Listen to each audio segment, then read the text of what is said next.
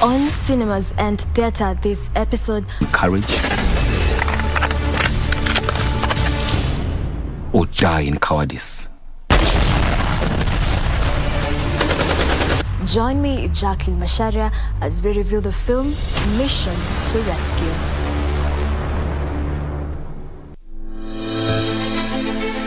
Are you an aspiring candidate in the upcoming general elections? Do you want your agenda and manifesto to reach your voters effectively? At KBC, we have the most comprehensive and credible online platform that has profiles of all prospective candidates. Log on to www.kbc.co.ke/2022 aspirants and let Kenyans know more about you, your past achievements, your manifesto, and your development agenda once you get elected to office. What's more, the website is easy to navigate. We will create your profile, post pictures and short videos with your campaign messages at affordable hosting fees. Log on to www.kbc.co.ke/2022 aspirants today and establish your brand authority as we lead towards the forthcoming general elections.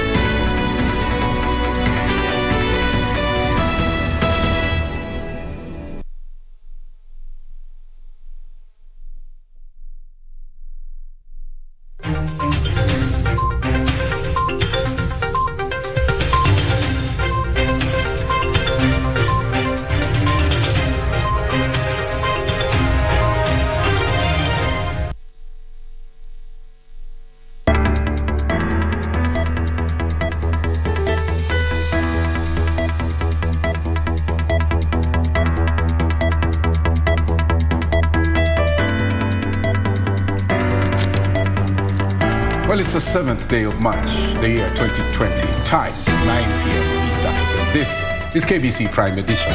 Consistently 1 week, Kenya has recorded below single-digit COVID-19 positivity rate. What does that mean? Good evening. My name is Mboya. My name is Museo. Top in this live broadcast.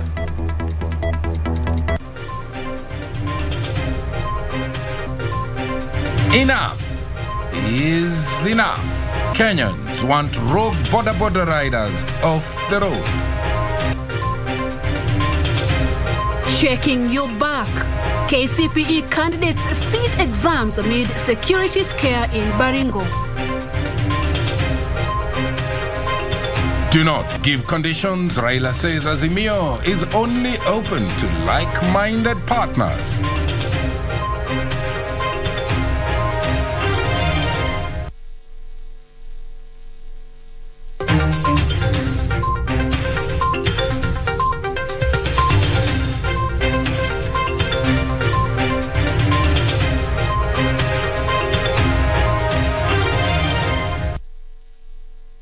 Thank you for joining us. Plus, live in studio, our very own O'Brien Kimani hosting Betty Maina, Cabinet Secretary, Ministry of Industrialization, Trade and Enterprise Development. They're going to talk about manufacturing a little later on in this live broadcast. But thank you again for joining us. Maybe O'Brien can tell us what we are expecting.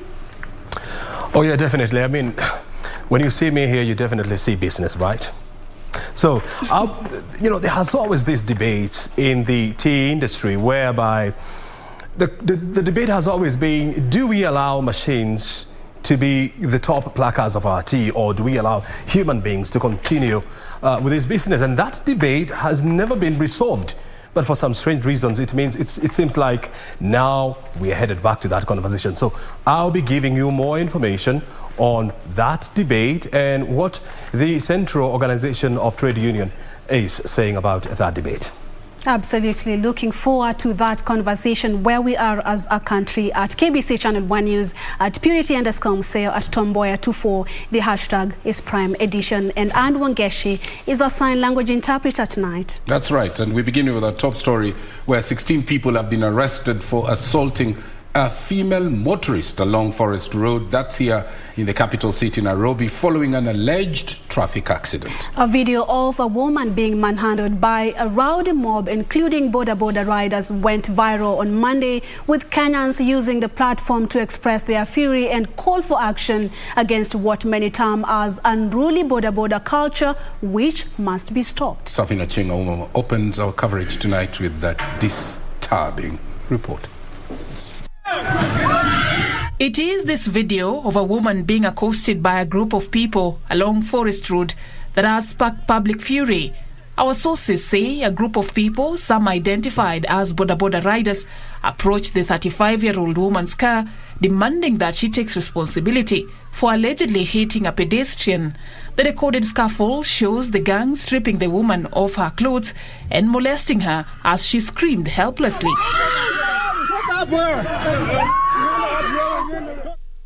According to the police, the Friday incident was reported to Pangani police station on Monday. She was accosted by the bodas and she attempted to flee, drive away for her safety, which to our side was in order. In the event, she was cornered by the bodas and molested the way the clip is. And in that circumstance, our officers were not far away from that end. They rushed to save this female motorist. The public outrage on social media over the incident prompted action by the police, who conducted a swoop in the area. Police also condemned the action by the boda riders. We've been going on with operations, trying to make sure that the bodas don't get into.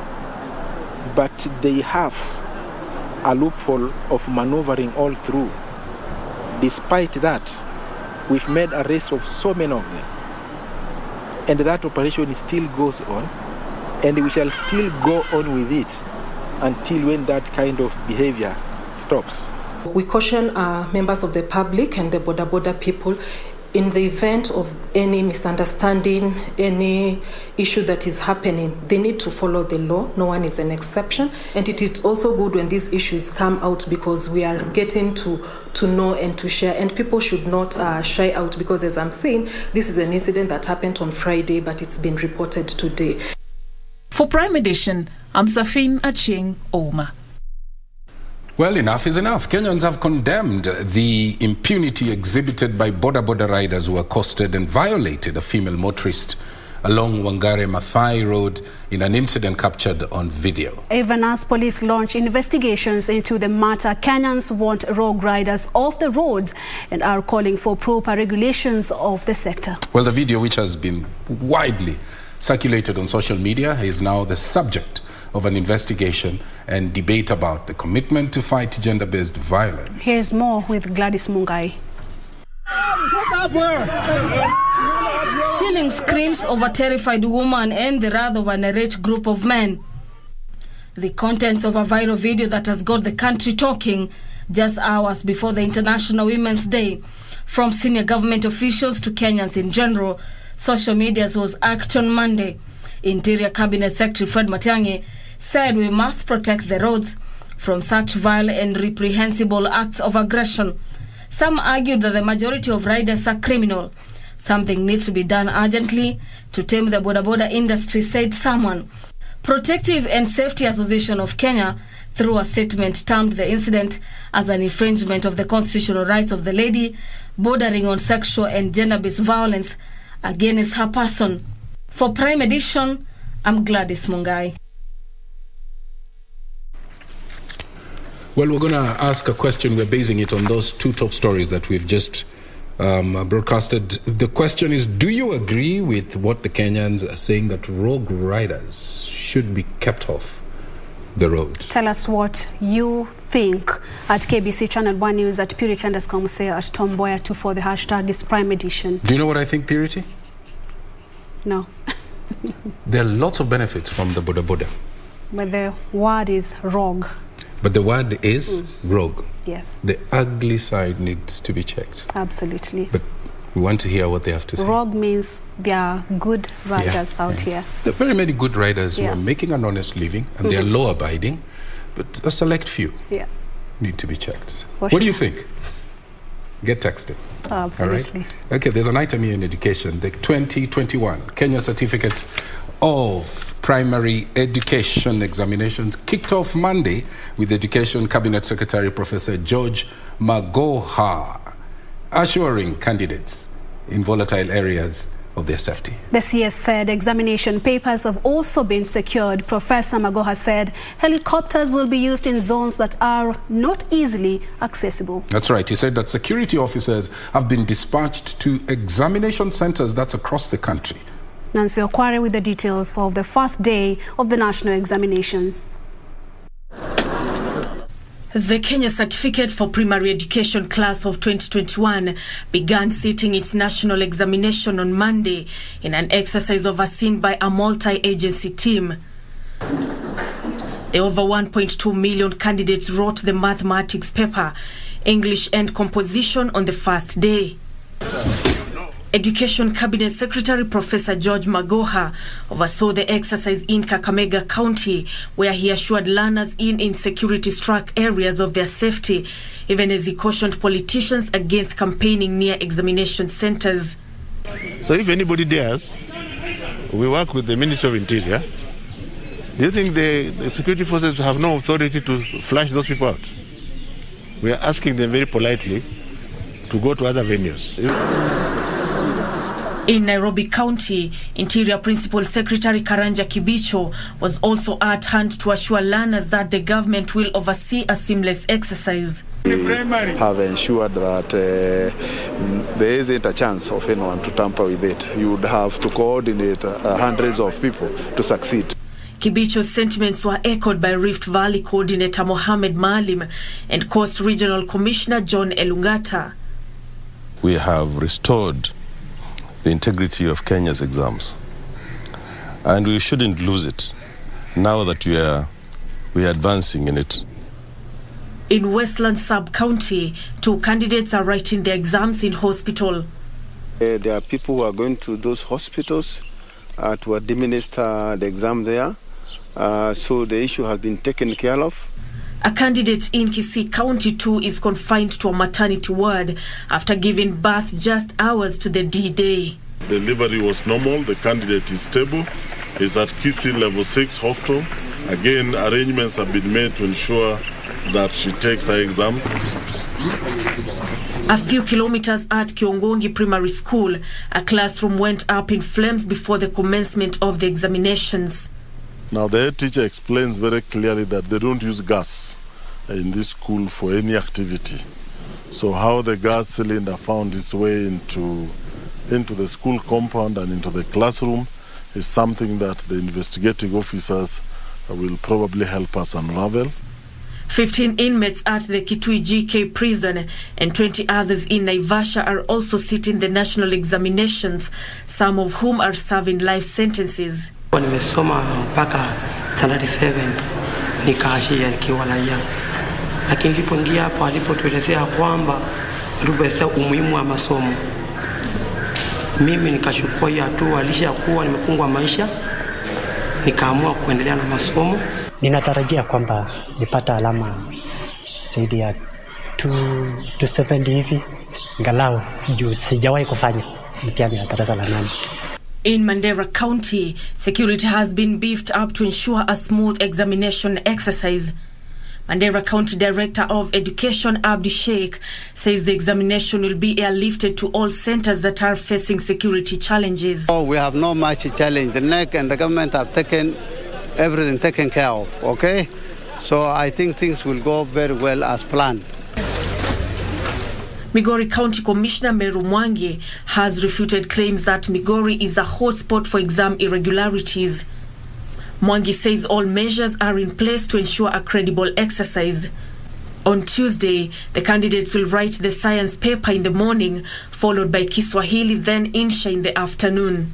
On the first day of the KCPE examination, the multi-agency team overseeing the exercise across the country has maintained that no candidate will miss the examination, including those in the volatile regions.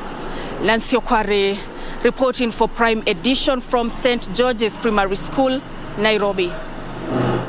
Thank you so much, Nancy Okware. Let's stay with the KCPE story. The Kenya Certificate of Primary Education exams were disrupted in 2 schools in Baringo County following an attack by armed bandits. Candidates from 2 schools in Muchungoi area were forced to abandon the exams after gunmen exchanged fire with security forces near the examination centers. Several houses were torched and a motorbike burnt during the attack. There were no casualties reported in the 2 schools. The government is assuring parents and KCPE candidates in Baringo County of enhanced surveillance. Ben Chumba has that report. Days after 6 people were killed by armed bandits in Baringo South, the bandits struck again on Monday, this time disrupting the Kenya Certificate of Primary Education KCPE exams in at least 2 schools.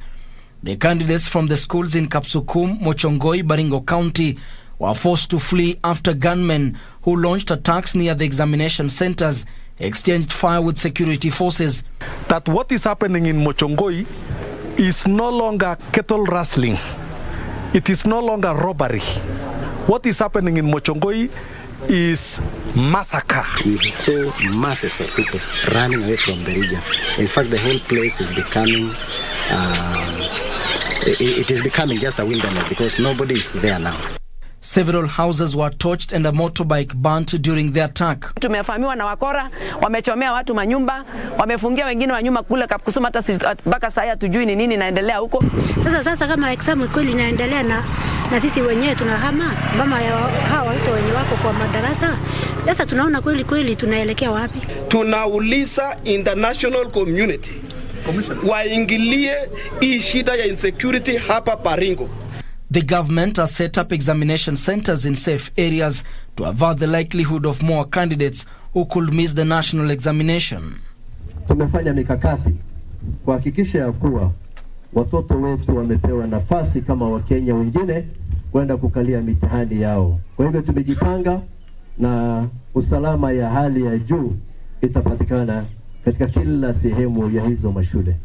Candidates of Sinoni Primary School, Kasiela Primary School, Arabal Primary School, Kapindasum Primary School and Kapkechir Primary School are writing the exams at Mochongoi Secondary School. While in Baringo North, pupils of Kapturo Primary School and Chepkesin Primary are being hosted at Toboroi Primary School. On Saturday, 7 people were killed by armed bandits in the 2 volatile regions of Baringo South and Baringo North, creating tension which has since caused moving to safer areas. Ben Chumba, Prime Edition.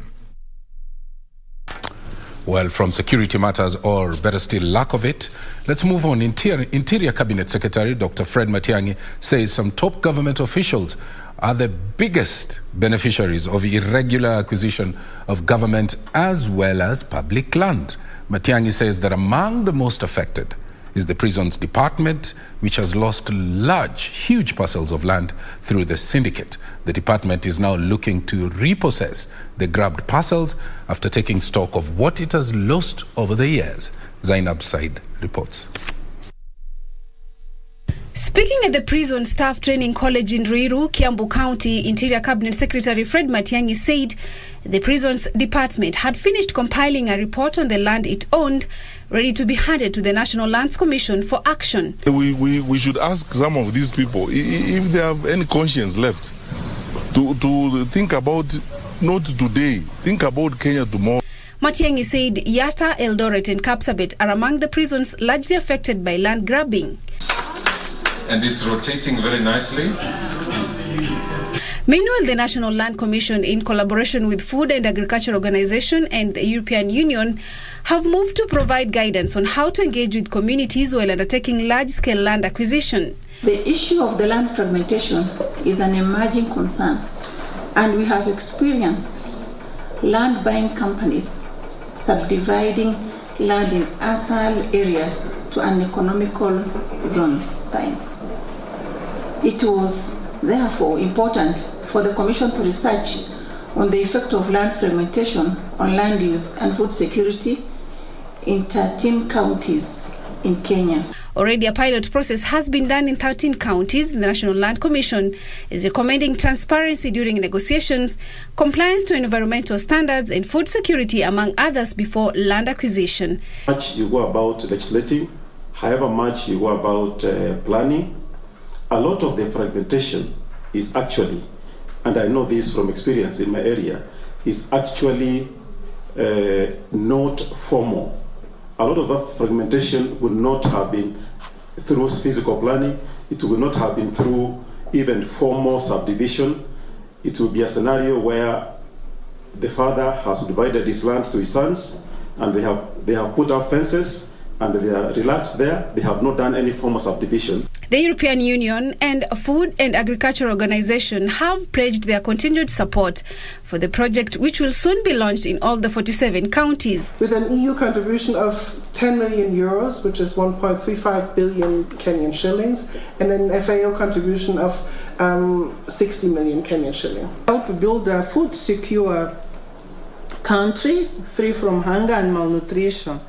And this will be, of course, realized through tenable land governance practices and by implementing policies, legislations, and guidelines for effective land use. For Prime Edition, I'm Zainab Said.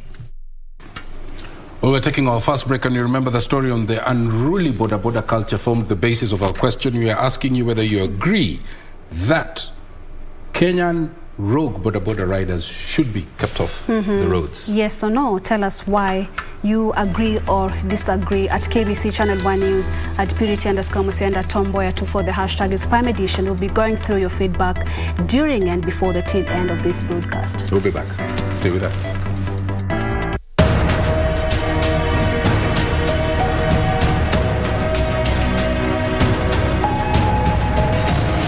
Well, I do hope at least that they all understand that Africa is no longer a colonial continent, and that we have gained our independence, and that this means to us a new Africa, speaking for herself, interpreting herself, and anxious, ready and willing to take her place in international as well as Commonwealth affairs. But of course, I think we ourselves have a duty to inform the world and inform the Australian people of our problems and progress, and that's one reason.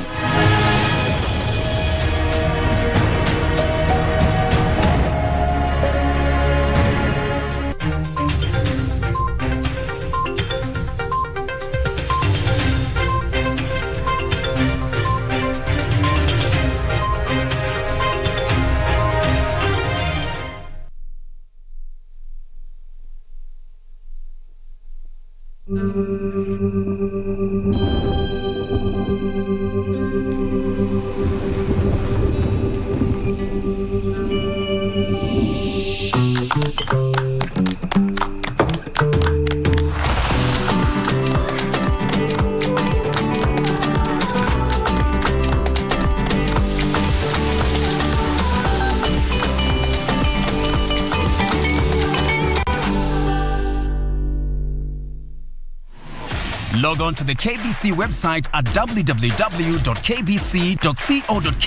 to get the latest breaking news, entertainment, sports, politics, lifestyle or business trends from Kenya and around the world. Never miss new episodes from your favorite TV shows, reruns and movies. Just stream online or watch live on your YouTube channel at KBC Channel 1 TV shows. For the day's biggest stories, trustworthy news and family entertainment, log on to KBC Channel 1. Watch what you want anytime, anywhere.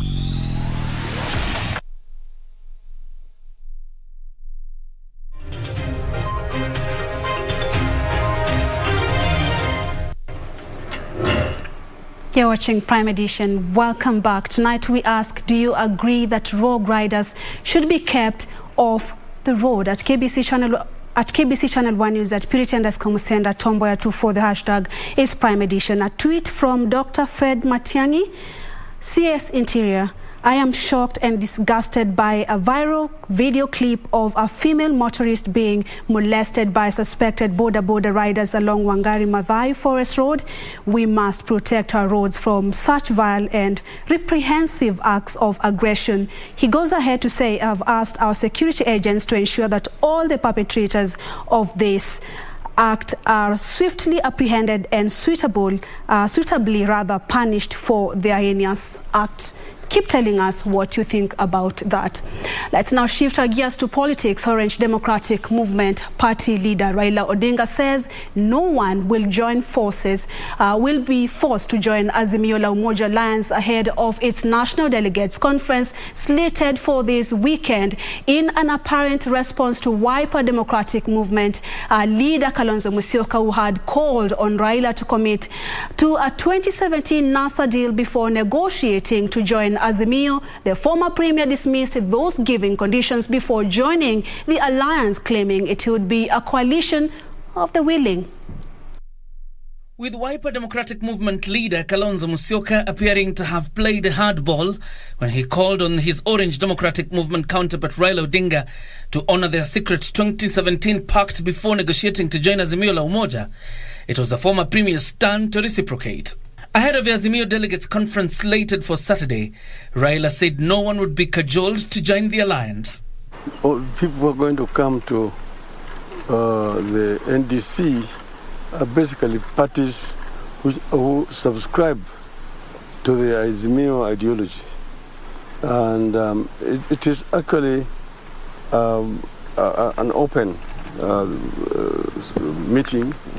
Only those who are willing. See, this is actually a coalition of the willing.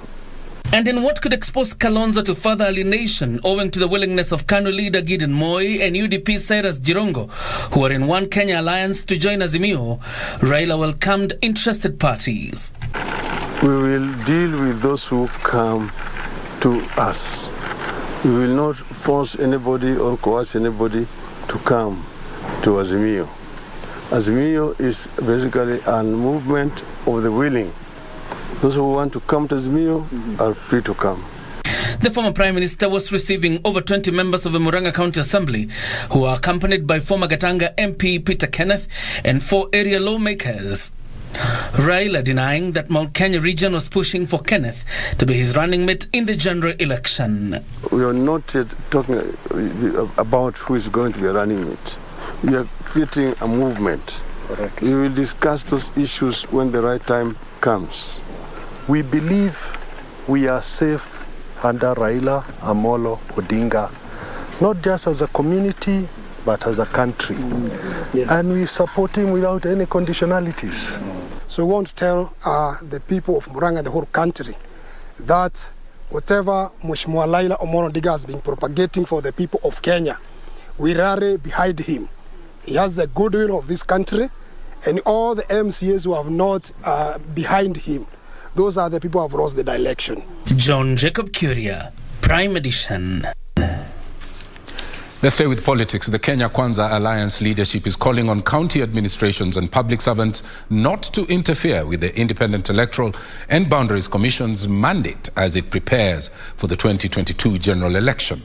Led by Ford Kenya's Moses Wetangula, the leader who spoke during a tour of Mathira, Mukurweini and Kieni in Nyeri County, launched several development programs. They said Kenyans should be allowed to exercise their democratic rights at the ballot, as Yusuf Farah reports. Musichezee kura ya Wakenya. IEBC ndiye imepewa jukumu la kikatiba la kusimamia kura. Kama IEBC na upungufu wowote, itawaandikia, iwaitishe, muwasaidie. The democracy of our country is in another level.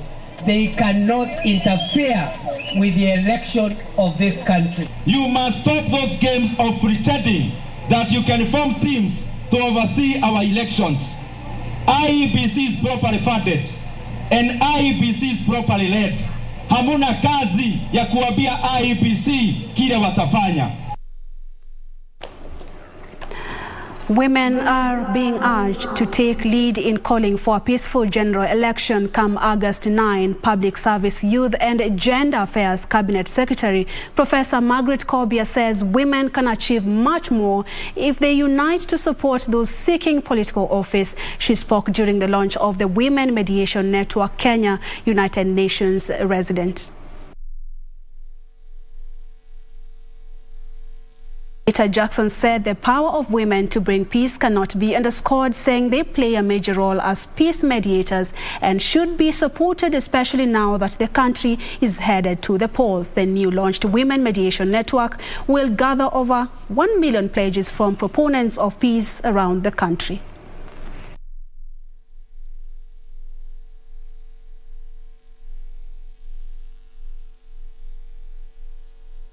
Women remain in the periphery and underrepresented in the formal and informal mediation process. This calls for a more systematic, consistent, and comprehensive implementation of the Resolution 1325 in Kenya. I welcome the formation of Women Mediation Network Kenya as timely and a very needed intervention. The absence of women from peace process and the mediation effort reveals a troubling gap between aspiration of the global and the regional commitment on the ground. Working together, I'm confident the initiative will amplify the voices of women in peace building, and for that I say well done. The strategic partnership between UN Kenya, ECHO Network Africa, in their capacity as chair of the African Women's Leaders Network, AWLEN, and the selected mediators will together give us what we need to sustain peace in Kenya through and beyond the elections. And you can be equally confident that we in UN Kenya will remain at your side, amplifying the voices of women in promoting peace, coherent and democratic governance. Women empowerment. She was Kenya's first female cabinet minister and a politician who served as a member of parliament across the regimes of President Jomo Kenyatta, Daniel Moi, Mwai Kibaki, as well as Uhuru Kenyatta. In tonight's edition of The Cabinet, our features reporter Richard Munga focuses on Winfred Nyiva Mwendwa.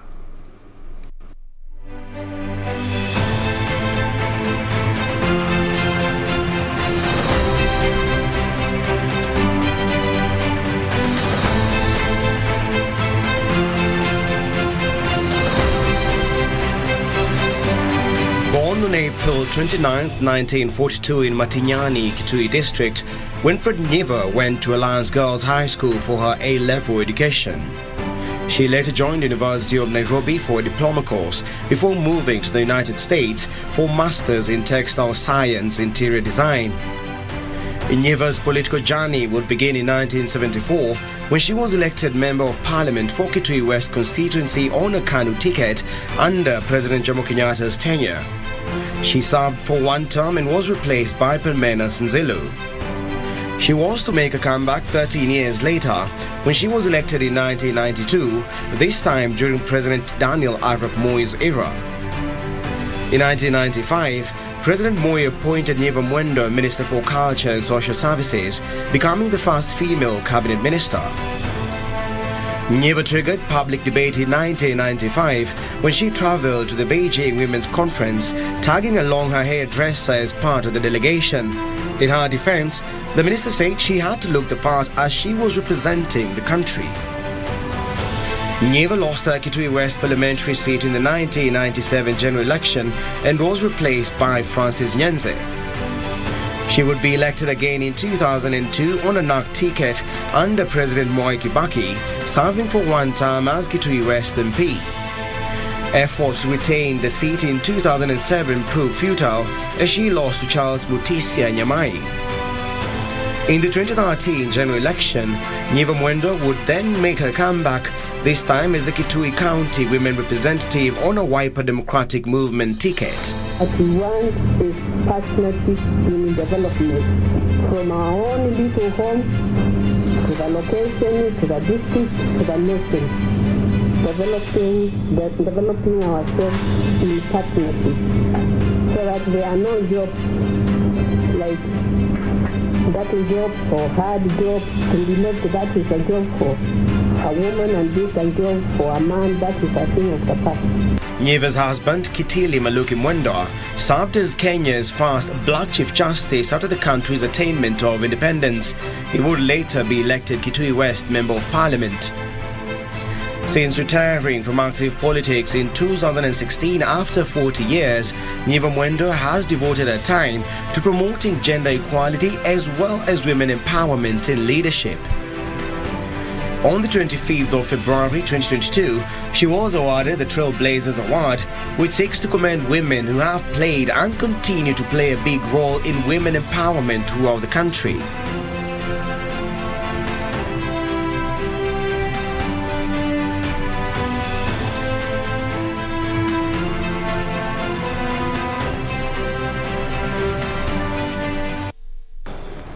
Thank you so much, Munga, for promoting women empowerment ahead of Women's Day. Health workers from public hospitals in Mombasa County today made good their strike threat to compel the county government to pay their salaries for the months of January and February 2022. The health workers are also demanding payment of statutory deductions to the National Social Security Fund and National Hospital Insurance Fund, which have not been remitted for 5 months. These and more stories in our county news roundup by Jelis Aladi. Led by Kenya Medical Practitioners and Dentist Union Chairman Coast Region Hassan Ahmed Mukuche, the health workers have vowed to stay away from work until their demands are fully met. Tutaendelea kwa huu mgomo mpaka ile time County Government of Mombasa italipa mishahara yetu yote complete. Manake pesa tunajua washazipata kutoka serikali kuu, kila mtu yuko CRB kwa sasa. Kwa hivyo, kwa sababu ya hivyo hatuwezi kuafford hata fare, hata chakula, hata rent. The Mombasa County Government has offered to pay January salaries only, but the health workers are adamant they will only resume duty once the February salaries are also paid. Separately, nearly 3,000 clinical officers interns attached to health facilities across the country have protested non-payment of their promised monthly stipends. At the Nakuru Level 5 hospital, 17 interns marched out of the facility expressing their frustrations. None of us has received any form of the payment, and we are struggling upkeep and everything here. We are really struggling to make sure that we serve our patients well, to make sure that we're giving them quality service and concentrate. Psychologically, we are disturbed. Elsewhere, 3 dairy cows and over 50 chickens have been killed at Uriri sub-county of Migori County by an unknown people. A month ago, 3 cows were killed in the same sub-county. Nimepoteza mang'ombe, nimepoteza pikipiki zangu, nimepoteza kuku na vifaranga. Nimepoteza dhamana ya pesa mingi. Sasa kilio changu kwa serikali, kama wanaweza kunisaidia, wanisaidie. Finally, the Alaswamb community in Siaya County is complaining of intimidation by powerful forces who are demanding that it withdraws a case it has filed in the Environment and Land Court seeking to have the vast wetland registered as a community land. Jelis Aladi for Primetime Edition. A reminder of our question tonight. We had asked you whether you agree with what Kenyans are saying, that road border riders should be removed off the road. Absolutely, a lot of the feedback coming in. Airo Nick says that shame on all the men, quote-unquote men, who assaulted a woman along Forest Road. You are just sick men. Okay. And then what happened at Kimathi, what happened to that lady on Forest Road should never happen to any woman out here. I feel so sorry. There's someone else who says that borders should be banned from using our highways. Whatever happened to that lady along Forest Road is unacceptable. It's unacceptable. Kenyans seem to be a bit upset. Yeah, very upset. Yeah, everybody is. Yeah. Do you think it's important for these people to start thinking about self-regulation mechanism so that the good ones can very quickly smoke out the bad apples? Absolutely. Self-regulation is very important. Look at what is happening to even the journalists. We have the Media Council. Oh, yeah, by the way, We self-regulate, and because we understand most of the issues that affect the journalists, so it's easier. So I feel it's the high time, but the border riders did that themselves, because if someone else from outside is coming to do that, then they might term the action unfair. Because the reality is, there's some good border riders. Absolutely. Yeah. Have you ever been in a jam and you have to come and do the news? So many times. You jump on a border? So many times. We take a break. Let's take a break. When we come back, we'll have more for you. Stay with us. No.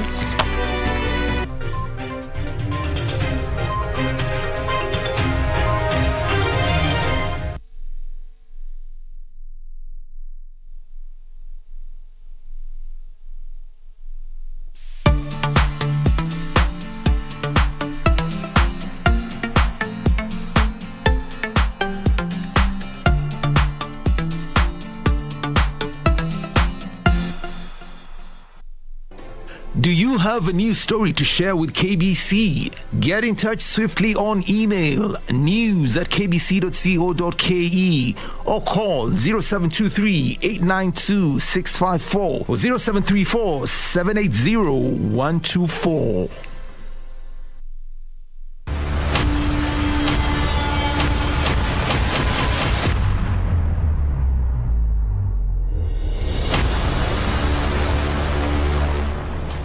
On cinemas and theatre this episode, courage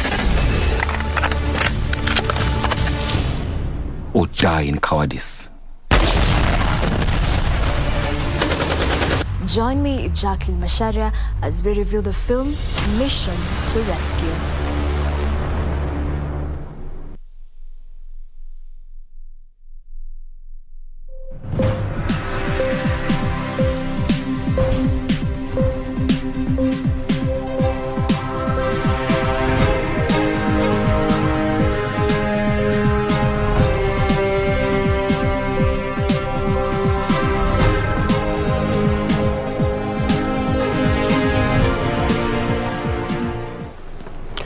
Good evening and thank you for joining us. Welcome to the Business News. I'm O'Brien Kimani. Well, the Kenya Tea Development Agency is headed for another clash with labor unions due to the use of tea plucking machines.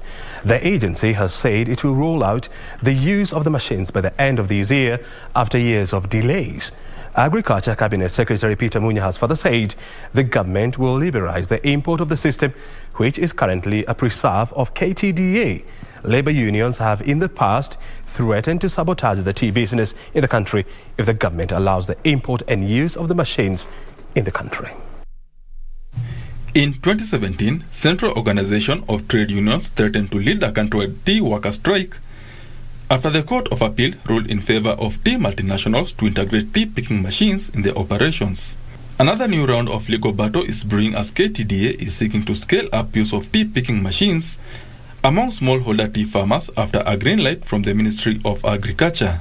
Agriculture Cabinet Secretary Peter Munya says the government will liberalize the sale of the machines that are currently only sold by KTDA to make the equipment cheaper and accessible. KTDA company that produces machines already produced, tested, and is already selling. We were telling liberalize, because there are others in the field that would want to bring the cost down so that more farmers can buy them. This is among a raft of measures that KTDA is implementing in the short term to increase tea earnings that will also see KTDA subsidiary Greenland Feather purchasing farmers expensive commercial loans worth 6 billion shillings this financial year from financial institutions. We are saying instead of the farmers suffering under heavy debts that are very expensive, buy them. Borrow that money, buy the debt from the farmers. The agency is also targeting to build a 10 billion shilling tea stabilization fund in the next 3 years to cushion farmers from fluctuating tea prices.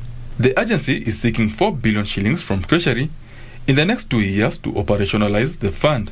We can raise 10 billion, then we are good to go in the next 3 years. The government projects tea farmers will earn 150 shillings from sales. Despite Russia-Ukraine war, two of the newest markets for Kenyan Orthodox tea.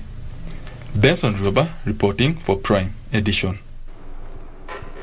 Let's see who will carry the day between man and machine. Industry lobby groups have called for a meeting between Kenya Revenue Authority and Keroche Breweries Limited. The Kenya Private Sector Alliance and the Kenya Association of Manufacturers have said the meeting is meant to resolve the tax dispute between the tax agency and the brewers. Keroche Breweries is staring at a bleak future after KRA sealed the brewers' premises over tax arrears running into more than 300 million shillings. Last week, Keroche Brewery's chief executive Tabitha Karanja made a passionate plea to the government to rescue her business, which is facing imminent closure due to tax arrears amounting to 310 million shillings. The company claimed that if the Kenya Revenue Authority fails to unseal its business, it will be forced to close permanently in the next 7 days. Today, two of the leading business lobby groups have waded into the matter. The Kenya Private Sector Alliance and Kenya Manufacturers Authority say they organized a meeting between the two parties in an attempt to resolve the matter amicably.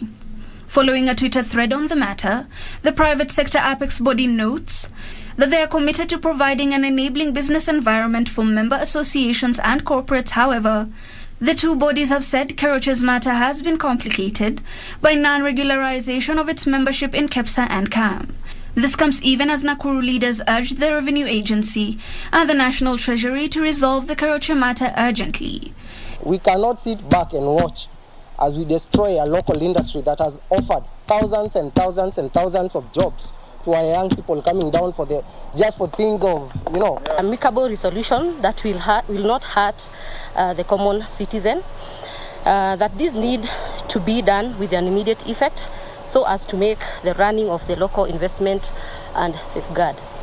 Hibak Saeed for Prime Edition.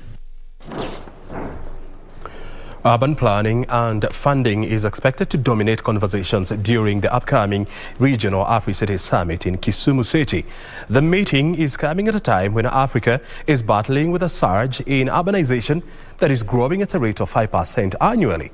Defense Cabinet Secretary Eugene Wamalwa has said government in Africa ought to relook the financing model of urban areas to ensure proper service delivery for the rapidly urbanizing continent. Africa is projected to have the fastest urban growth rate in the world. By 2050, Africa's cities will be home to an additional 950 million people. The rate of urbanization in the Eastern Africa region stood at 25.6% in 2015. It is projected to hit 43.5% by 2050. Unplanned development in urban areas that does not support the ballooning population has led to an overstretching of amenities and infrastructure, leading to poor service delivery to urban dwellers. The Afri-City Summit set for May will bring together experts, government officials in the continent to discuss the state of cities in the continent and chart a way forward to ensure sustainable urbanization.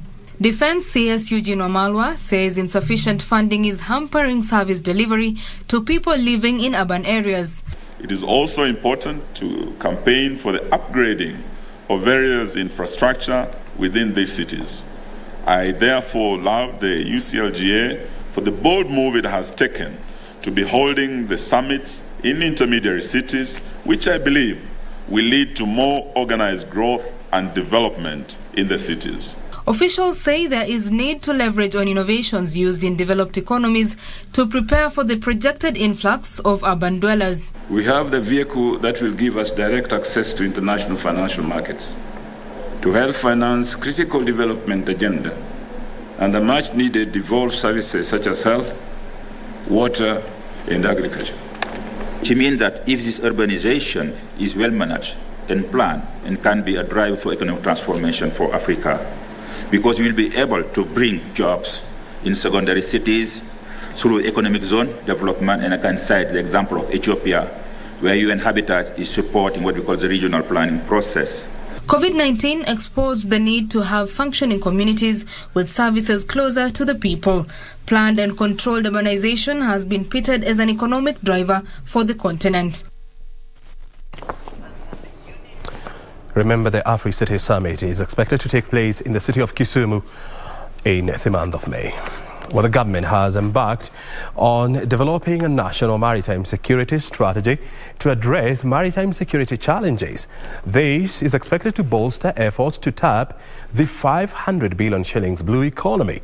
East African Community Principal Secretary Dr. Kavit Desai has said the strategy intends to midwife the National Maritime Security Committee and the National Maritime Security Risk Register. Desai has stated that the blue economy, as the eighth sector of the economic pillar of Vision 2030, currently contributes a paltry 178.8 billion shillings to the country's gross domestic product, despite having the potential to contribute more than 10% to the country's wealth annually. Speaking in Mombasa while opening a two-day National Maritime Security Strategy workshop, the PS says the National Maritime Security Strategy has been developed for effective coordination and management of risks and threats in the maritime sector. An enormous importance by way of our ability as a nation to protect the welfare of the ecosystem as far as environment is concerned, issues pertaining to maritime, but most importantly to promote opportunities within the context of this profound resource that we have for all the citizens of the East African community, and in particular the areas with respect to fishing as well as transport and the key industries that emerge within the context of the blue economy. And also developing a national maritime risk register which identifies all your threats and vulnerabilities, and on which your national maritime security strategy will be based. So this workshop actually not only addresses what Kenya has identified as priority, but also what the region has through what is called the Djibouti Code of Conduct, of which Kenya is a key signatory state. Yes, you can remove the mask. And then give me your smiles. If you're shorter, please come. Well, a multi-agency team drawn from the two levels of government were today on the scene of the collapsed five-story building in Kinoo to agree on the modalities of bringing down the structure. It has emerged that the developer contravened approved architectural procedures. The building is still leaning dangerously on the adjacent unit, whose tenants have all been evacuated.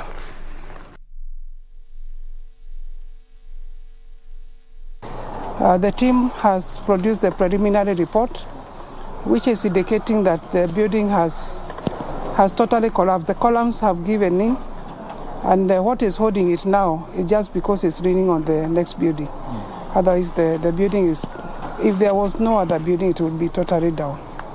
This is a typical example where the developer is going to lose the entire investment simply because they did not hire competent professional engineers.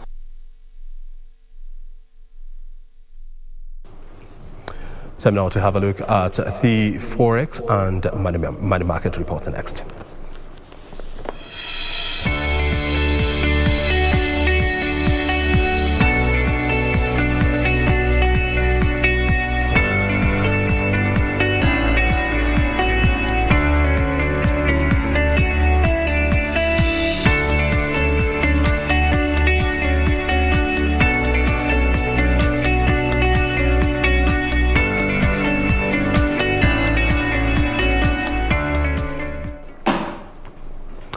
Well, that's all from the business desk. But of course, for more details, you can always log on to our website, www.kbc.co.ke/business. Remember, tonight we were supposed to have Trade and Industrialization Cabinet Secretary CS Betty Maina, but she could not make it because of other state engagement.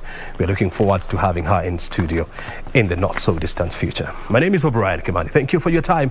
Have a good night. And of course, remember, Mboya and Museo are coming up next to close the bulletin.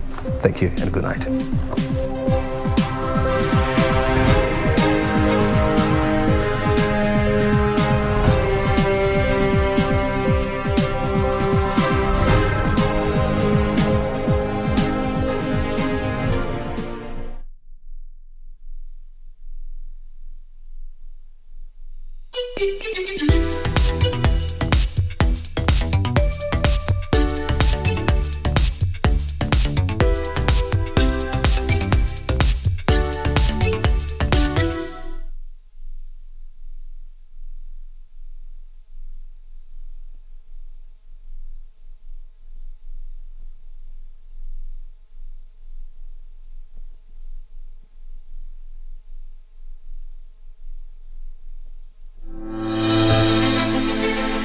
you an aspiring candidate in the upcoming general elections? Do you want your agenda and manifesto to reach your voters effectively?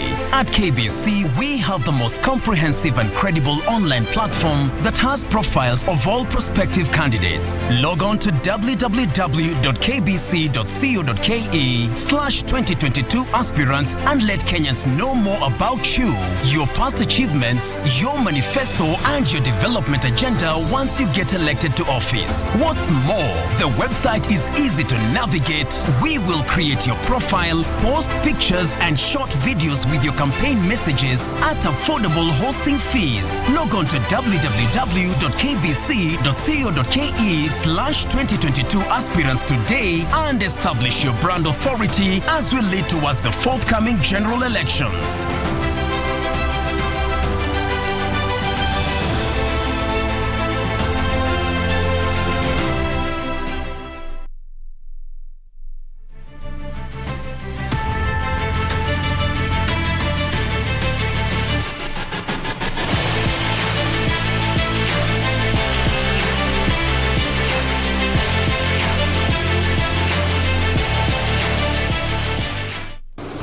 Well, good evening. My name is Richard Munga, and now let's have a look at what has been happening lately in the world of sports. And with the top story tonight, Athletics Kenya has named the Kenyan team to the World Athletics Indoor Championship that is slated for the 18th till the 20th of March in Belgrade, Serbia. Team Kenya comprises of 6 men, 4 women and 6 officials. Reigning Africa 100 meters record holder Ferdinand Omanyala will lead Kenya's medal hunt and will compete in the 60 meters race. Collins Kipruto and Noah Kibet 800 meters race. Jacob Kirop and Daniel Ebenyo 3,000 meters. Abel Kipsang will compete in the 1,500 meters. Naomi Korir and Glenn Afuna will compete in the 800 meters. And Najabitok 1,500 meters and 3,000 meters. Beatrice Chebet will line up in 3,000 meters race. Team Kenya, led by Banaba Kitileti, is expected to arrive in Serbia on March 16th.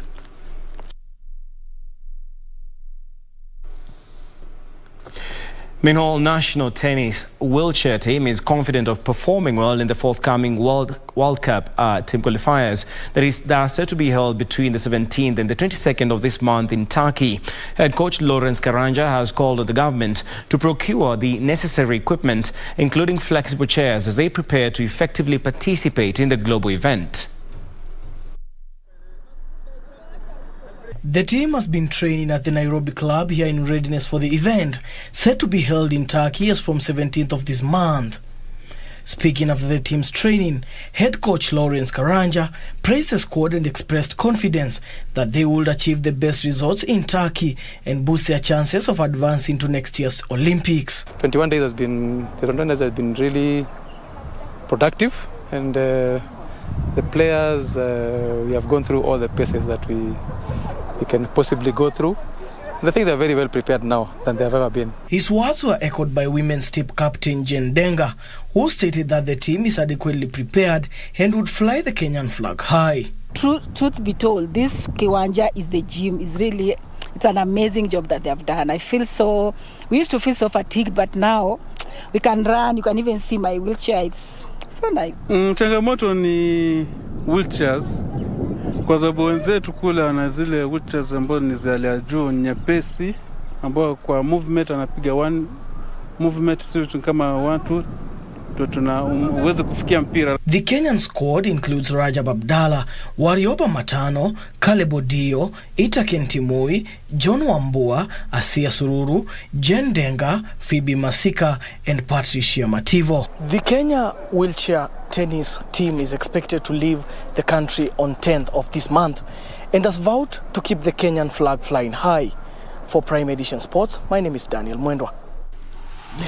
Thank you, Dan Mwendo, for that report. Now to other matters. 2 meet records were shattered as Bandari and Aga Khan Academy Mombasa swimmers bagged a lion's share of medals during the Coast Invitational Short Course and Relay Swimming Championship at the Bandari Maritime Academy. The championship was used to prepare swimmers for the Nairobi Swimming Championship that is slated for April 11th. Commonwealth Games set to be held in Birmingham and Africa Youth Games in Egypt.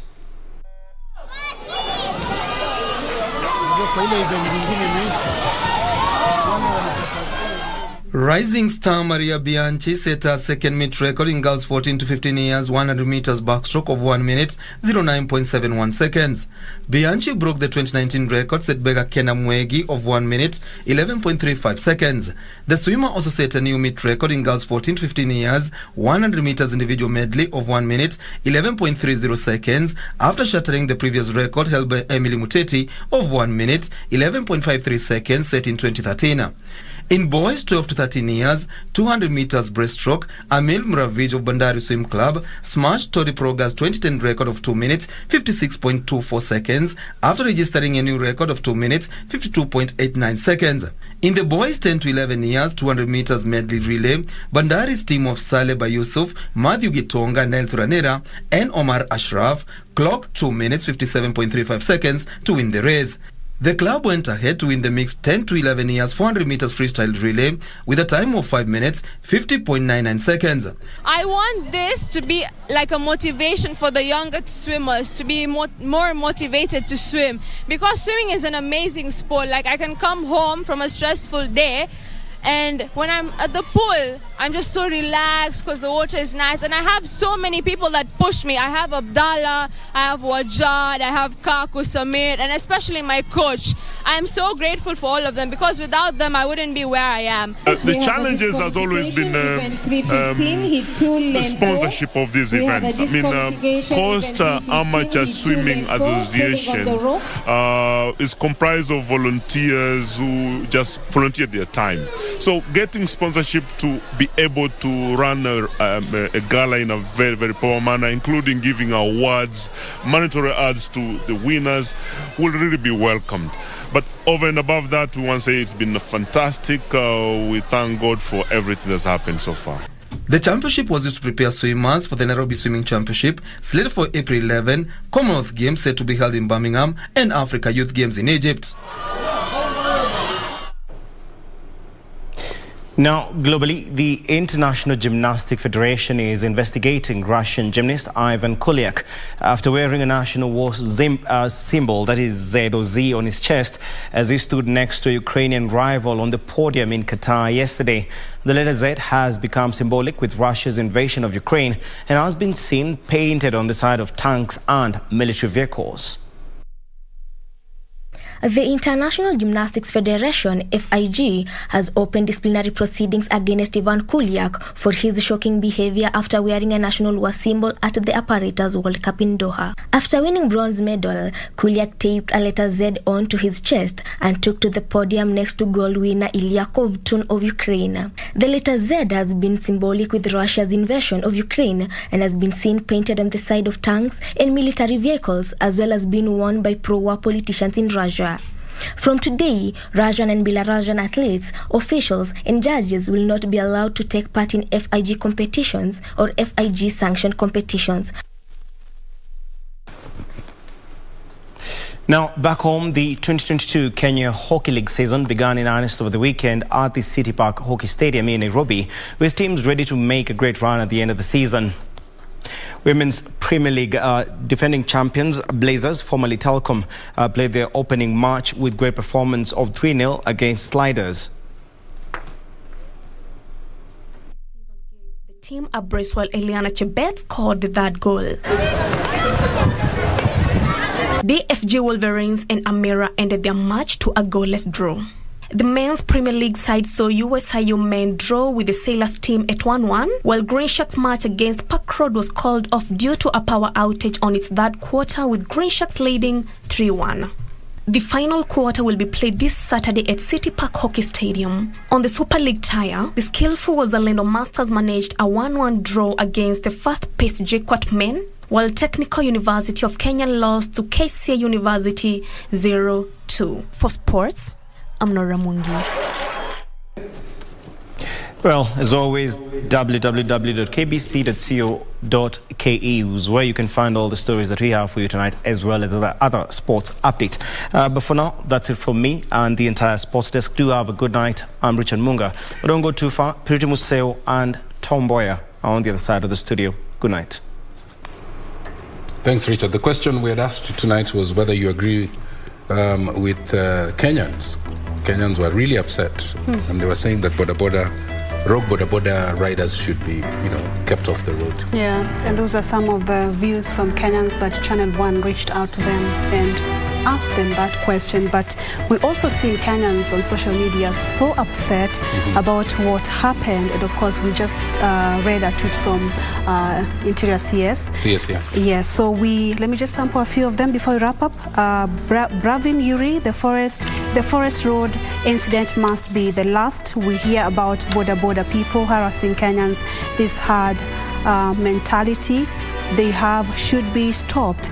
That is a very traumatizing ordeal of the lady and his sexual assault. The police should arrest those guys and tough measures slapped on them. And then there is someone else saying, Jerry, a young woman accosted by motorbike riders on Forest Road. You can see them actually roughing her up. We as a country have allowed borders to be a law unto themselves.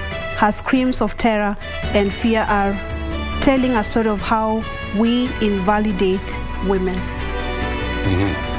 Here's the thing as we wrap up.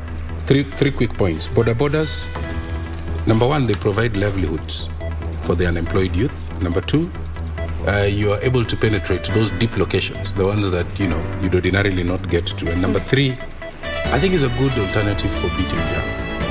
Yeah, it's important for them to self-regulate. Yeah, they are good people, but there's a sizable number who are denting the image of the good people. We should have a look at the impact. Yeah. Is it positive or negative? Sometimes the good ones, the bad ones, the bad apples, can spoil. Yeah. There was a special unit that P.S. Kibicho said, I think sometime last year. I wonder, that if, for example, you hit a rider, you drive to the nearest police station. For the wayward, for the rogue borders, there was a special unit that was put in place. Yeah. And to be interesting to see, how much they have done. Yeah. Okay. Yeah. And of course, personally, I condemn it. That makes the two of us. You're really upset, but it shall be well. I'm sure they'll. Thank you. The long arm of the law will catch up with the rogue ones. Thank you so much, Tom. We have to wrap it up. For watching Prime Edition this Monday night, I'm Purity Museo. Anu Angeshi has been a sign language interpreter to all women. Happy Women's Day. Ahead of the World Women's Day tomorrow. My name is Mboya from Nairobi, Kenya. Good night.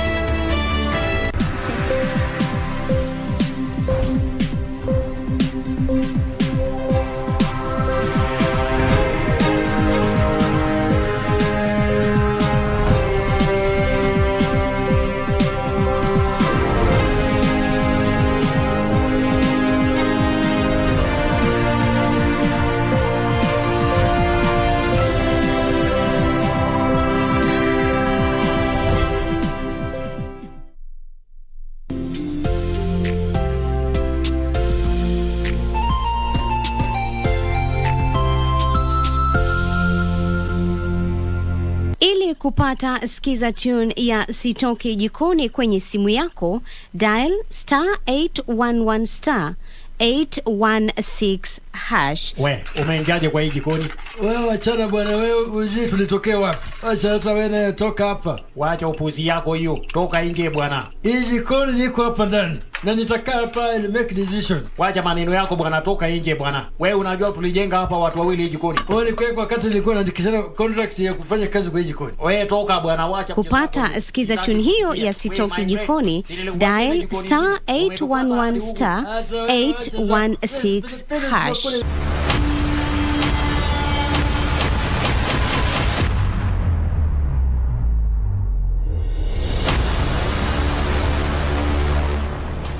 On cinemas and theatre this episode, courage or die in cowardice. Join me, Jacqueline Masharia, as we review the film Mission to Rescue.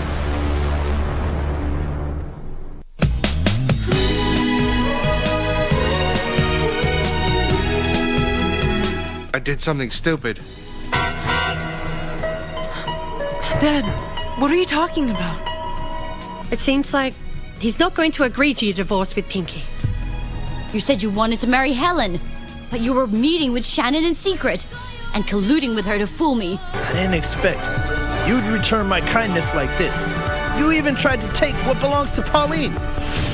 It won't be long now, and we'll be staying with Dad. Yeah, I'm so happy. Yeah, I'm so happy.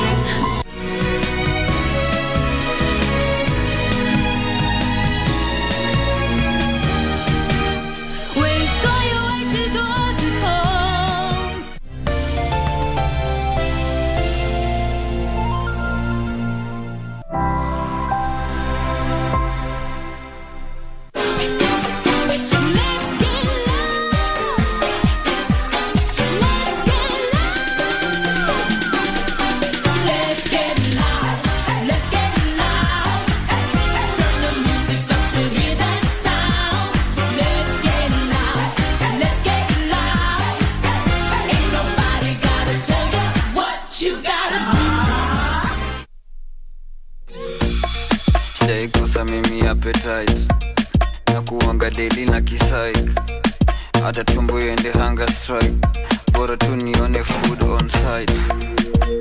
Na sijanona I like how that song begins. Now amekula sijanona, eh? You know, it's such a vibe to be an artist in the 254 because you can sing about anything the following day in a trend. I think it's artists generally. They just have this, I mean, they have a leeway with so many things. They can just do whatever they feel like. As long as the beat is fine, then it's just a vibe. It's a vibe. People are gonna vibe along to it. What's up, my good people of the 254 and beyond? Welcome to the baddest show on this side of the Sahara. What's poppin'? And of course, feel free like a boss to tell your homies to tell their homies that the legendary show is on, baby. Yes, and we have so much in store for you from the stories that happened over the week. That is what has been trending throughout the entire week, as well as the events that went down, that plus so much more. Absolutely, Miss B. Sijui tuanze na gani ama gani? Tuanze tu. But remember, you can catch us on our social media handles at Jack Kumula, at Vivian Degwa, and of course at KBC Channel 1. Yes, and you know what this right here is? Grapevine, baby. What you gotta do. All right, we are starting off a show on a high note. Fans, friends, family, and lovers of Nyatiti sound converge at the Alliance Francaise on the Showcase Wednesday to celebrate the life of the legendary Nyatiti icon Hayub Ogada. Let's check it out.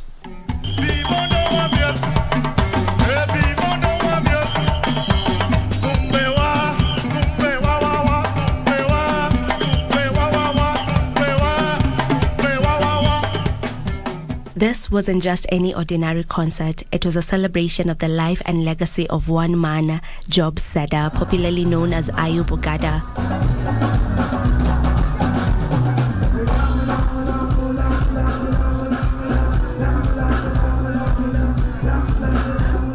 The Kenyan musician was barely recognized in his own country until his death on February 1st, 2019. I know! Hayub Ogada is dancing!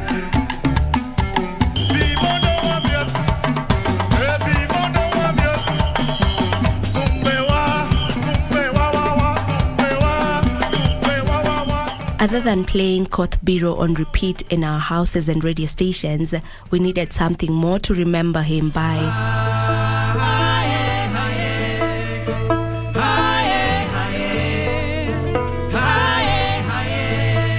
Thankfully, Nyatiti stars and friends of Hayub organized a free tribute concert to honor the forgotten legend.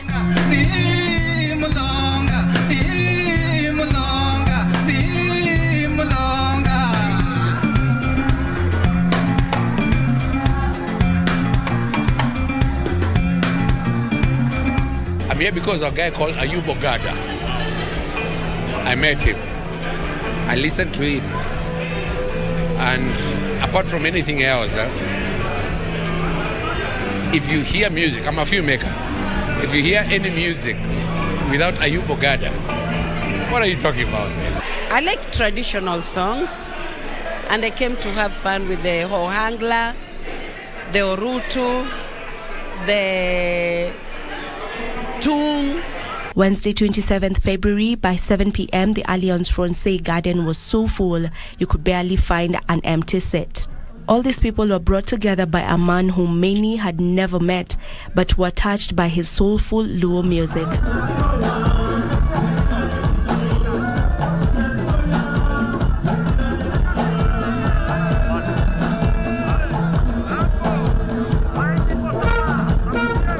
Throughout the next 3 hours, we encountered artists who had been inspired by Ayub Bogada, the first Kenyan musician to put the Nyatiti on the global stage.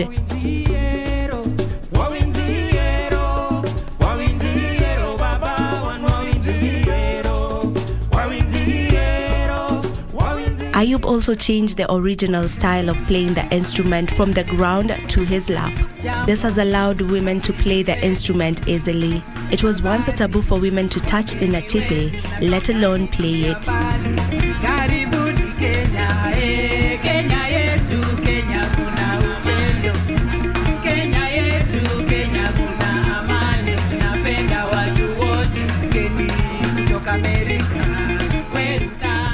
Rather than being a melancholic night, the tribute concert turned out to be a wild celebration of authentic Kenyan music. The ecstatic crowd danced to the beat of the ohangla drums, the benga guitar, the shrill orutu, and melodic nyatiti.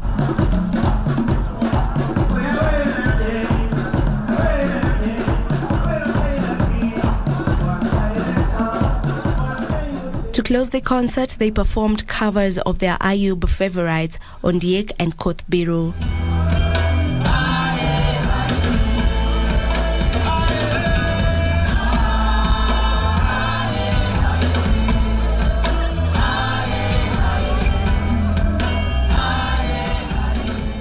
Even though Ayub Bogada passed away at 63, his spirit lives on, not only through his timeless music marked by his final album Kothe with Trevor Warren, but also the authentic Kenyan musicians who played the Kamba Nane that night.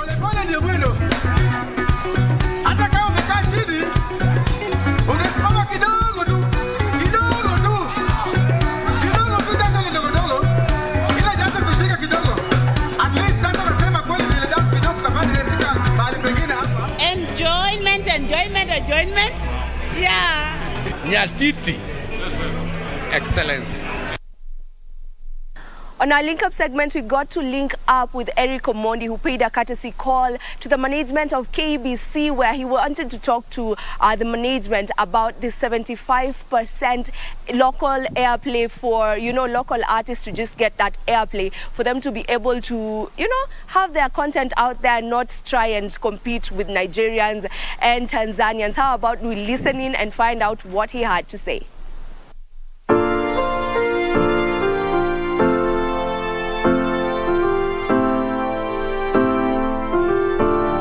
I had a vision to be married by 40, but marriage is not like talent, yeah?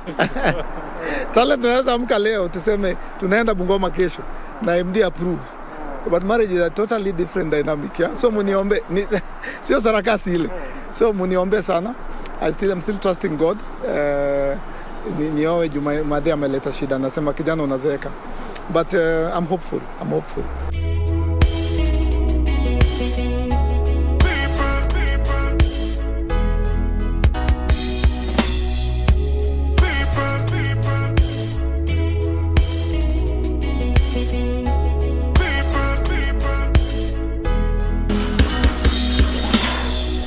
The moment you talk KBC, you're talking all corners of Kenya.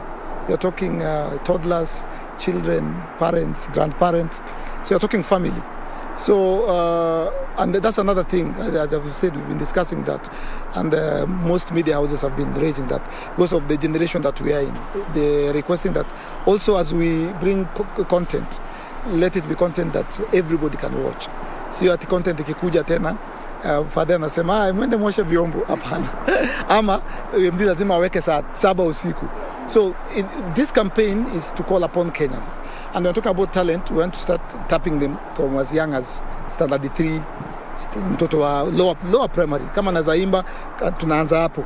Kama naza pepeta ball, actually our biggest target is the young ones, yeah? So that we tap them when the Americans and the Europeans are doing. Kama ni football, like Ronaldo walianza wakiwa 3. So that calls for us to produce 75% family oriented content. Wife material ikiendelea mtapata huko YouTube. Ama kikuja KBC lazima iende hiyo direction ya family oriented. We want, when we are talking about targeting Kenya, as in Bungoma, Kitale, as well as Nairobi, as in all the corners of Kenya, then KBC is the best place to start. And KBC has been here for years upon years. I mean, when I was young, it is KBC that inspired me to go into comedy. I started watching Museo as young as when I was 4 or 5.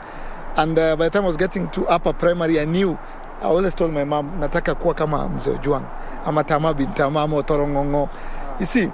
And KBC is still here because it is in your mama, yeah? So KBC understands that language. KBC has played local content from as long as I can remember. In fact, when I was younger, it was almost 90%, yeah? It was one after the other. And as we are speaking currently, KBC is leading in terms of local content. And so this campaign that we have of 75, the MD has another one of 70, which is more or less the same thing. The best place to bring it is KBC. And we have talked, we have discussed. Thank you, Director kwa kunipigia. And we have agreed that we will try our best to reach out to young people, creatives, yeah? And as the MD has said, we are looking for local content.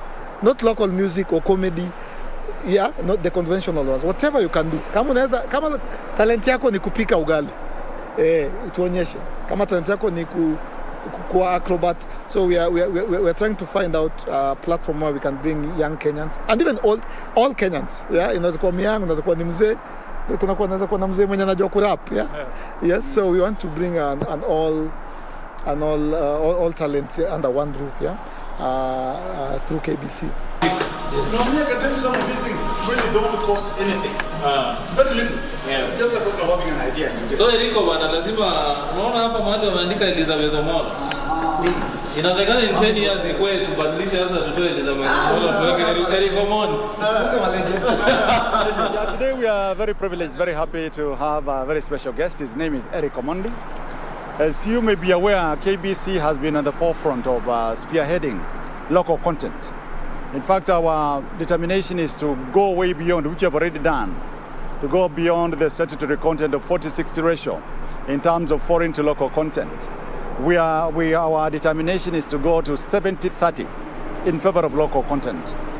You may be aware that we have 7 facilities called Studio Mashinani in various parts of the country.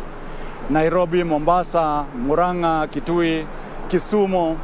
We have Studio Machinanis, which are audio-visual production centers, where we encourage artists to walk in there and produce local content.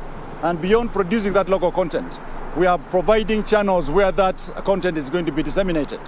Our challenge to artists, our challenge to the youth, is to go beyond the traditional modes or variety of local content, that is just music, drama, and comedy, to any other forms of innovation, whether it's you're an acrobat or whatever else you can do, along the lines of innovation, along the lines of creative outputs. And KBC is going to support you fully. We have been appealing, we have been talking about this, and it's very important that we make this point very strongly. Local content, if you really must support local artists, ends up being quite expensive, it's very costly. And since at KBC we are not essentially profit-driven, it is important to make the point that local content is 10 times more expensive than foreign content. Like just a single episode of local content per week will cost you anything in excess of 300,000 shillings per week. Foreign episodes will cost you about 30,000. So you can see the difference. That is why we have been appealing for a seed fund to support local production, where we are able to finance production of local content so that artists also earn a living out of it. You understand that unemployment is one of the most serious cases that continue to affect the young people of this country. And talent development and showcasing is one of the avenues that we can use to create employment among the young people. This can be done through whatever the MD has talked about, the Studio Mashinani that is being driven by KBC. We have these stations where young people can go record their talent in terms of either visual or audio, And you also have an outlet. We have about 21 radio stations. We have about 2 major TV stations here. And therefore, they do that at zero cost. And this is what the government is doing in terms of promotion of the talent of the young people, so that they can also earn a living from that, apart from them getting a platform to showcase their talent. And therefore, as a board member and being a young person who also represents young people in this particular industry, I think I'm very much grateful for the initiative that is being driven by Eric Omondi to just ensure that the artists come together and continue pushing government and other non-state actors to be able to come up with a platform that promotes local talent. I'd want to know that anytime I switch my TV on, regardless of the channel, the TV station that I'm watching, I can get a local talent that continues to showcase and promote the people of this country. And probably lastly on my part, there are several avenues that we are talking about and deliberations that will continue with the president of Kenya Artists together with his team, so that we can be able to come up with even an activity or an event that will continue, to build platform for these artists and, give them a platform to showcase their talent, their skills and expertise in whatever avenue or in whatever way they think that it will be important for them to do that. And lastly, it's just to call upon all the Kenyan artists to continue supporting Eric Omondi, all the Kenyan people to continue supporting KBC, because our vision basically is to inform, to educate, and to entertain the Kenyan population. And therefore, we are going to live to the expectations of the Kenyan people in as far as the mission of KBC is concerned, and also to call upon all the Kenyans to tune into KBC or in our various TV stations and radio stations to continue supporting us, so that we can also support the artists and the young people that are behind us. What you gotta do?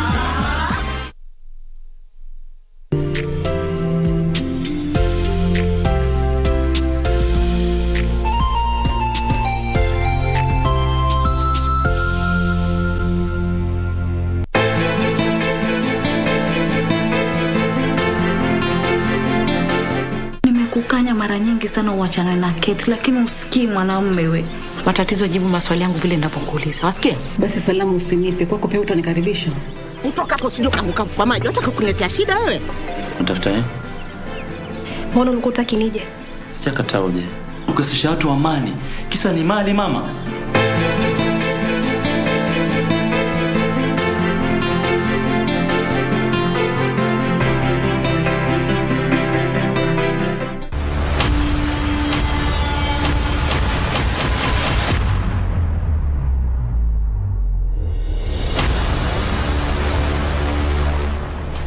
On cinemas and theatre this episode, courage